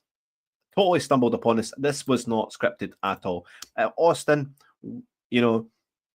next time I see you, I'm going to bring a mince pie. I'm sure any of the protests I'm at, I'm going to bring mince pies because no doubt I'm going to look across and he'll be there. I explained that I used the last of it on mashed potatoes. He didn't speak to me. Margaret allegedly claimed that Sheridan later put his knife and fork down angrily on the plate. She supposedly stated that Sheridan initially left the kitchen for a cigarette before he returned and said, "That was nice." Margaret allegedly added that Sheridan then stood and stared at her. She is stated to have said he went to his bedroom and started smashing it up. He was shouting and screaming, saying that he hated me. This is very, very odd behaviour of a councillor. One, he stays with his aunt in Govan Hill. He went to his bedroom, smashed it up, and was screaming that he hated his own aunt. I feel very sorry for Margaret, honestly. His aunt must be absolutely... I bet she's a saint, making him his mince pie, having his dinner ready when he comes in and everything. I bet she's an absolute saint. And this Austin Sheridan, I didn't want a mince pie. Margaret is claimed to have told officers that she then went to her neighbour's property. She is said to have claimed that Sheridan later turned up outside her kitchen window, smashed its lock, and climbed in through it. Margaret allegedly ran out of her flat. She is claimed to have said he threw a brick at me, but it hit the closed door. He then started to smash up their kitchen. He left me at the flat and has not come back since. When discussing if Margaret told the truth to police at the time, she said, "Maybe I lied. I don't remember. I was on a high dosage." Please, Aunt Margaret, please just say you were on a lot of medication and say you made it up. Please, Aunt Margaret, please. If there is truth to these matters, I hope you get the support you need. I say that to you as a person rather than a judge. Well done to the judge. Anyway, and what else? Let's get our good friend Austin Sheridan back on the screen. Let's share this tab again. Here he is here. Oh, he's taking a picture of me. Why has he taken a picture of me? Oh, because he was against me when I tried to break up the Sandyford Gender Clinic. Seems that Niall dude from the Scottish Family Party is more interested in the fantastic entertainment from Cabaret Against than listening to speeches from his own bigoted side. I totally understand, so they look so depressed and angry. What a sad life they have. I was so depressed and angry because, I must have been just depressed. Do I look depressed and angry in that picture? Absolutely loving it. Just taking my sign right to their face. Keep the trans ideology out of our schools. Honestly, what a great moment that was. Oh, but Austin Sheridan's not happy with that. He's not happy with that. And classically, he's got the rainbow flag and the trans flag. And we look at his profile. Yep, there he is again. former SNP councillor, pro-EU, so he's got all the flags, just like our friend, Alex Cole-Hamilton. He's got the rainbow flag, the trans flag, and he's a he, him, and he dances. What a guy. What a mince pie. What a guy, what a mince pie. So I told you, I mean, Scotland's just an absolute basket case of just loon balls like Austin Sheridan, who somehow make it into local government, like being a city councillor, because they somehow seep into the SNP. For the longest time, you could pin an SNP rosette on a donkey and it would walk into Westminster. And speaking of donkeys, Mary Black done the exact same thing. One of the youngest MPs ever to go into Westminster, just with the sheer fact that she had an SNP rosette on. It's just absolutely despicable how we've had such substandard local politicians, national politicians like Austin Sheridan here, who just get in just by saying, I support independence. I support independence. What a total farce. But I did promise you, we've been gone almost 2 hours, guys. I'm sorry. I'm going to have to make some apologies here. 2 hours is a lot. Almost 700 viewers, guys. We're killing it. Thanks very much for tuning into the show, honestly. Thank you so much for tuning into the show. But our comedy story of this evening, just in the wake of RFK's health epidemic plight, he's trying to fix the health epidemic in America, and we get this story. We get this story here, and we'll end on this. We get this woman. So if you don't know the story, I mean, this is doing the rounds. It's absolutely wild, this story. But this woman is apparently a rapper. I mean, anybody can really get away with calling themselves a rapper these days, but maybe she's unwrapped too many things. But she just in America, they've got like two different types of Ubers. They've got Uber, obviously, but they've got something called Lyft, Lyft. And this Lyft driver turned up, seen her, and says, I can't take you. My car will not take the weight. It will not take it. My car isn't built for people like yourself. Well, didn't she just take Lyft to court, suing them because they didn't take her? It's fat discrimination. Absolutely mental stuff. But that's the funny story, you know. And it's Lyft, you know what I mean? And you know, of course, only a forklift is moving this person anywhere. And we'll end it on that fantastic pun. Right, guys, it's been a pleasure this evening. I hope you have enjoyed the RFK clips, because I certainly did. We brushed past the SNP budget that's passing. We were asking why the Greens, what the Greens wanted, what the Lib Dems wanted, why Labour abstained. We sort of addressed some of the papers, and we've had a fun time doing it. Right, so it's been a pleasure. I hope you've enjoyed your time with me this evening. If you've been with me all the way, you are an absolute trooper. But thank you very much for joining me on the Niall Fraser Show. And I hope to see you on Friday when my next podcast is. If you can do, please see you. Thanks again. Thanks for the comments. If you can do, make sure you put a like on the YouTube. Make sure you repost the broadcast. It's generally picking up quite a lot of views after the fact on Twitter, which is quite interesting. But we got a lot of live viewers here. There's almost 700 tuned in right now. But guys, it's been an absolute pleasure talking to you this evening, and I hope to see you again on Friday. Have yourself a great Thursday, and I'll see you again on Friday. Au revoir.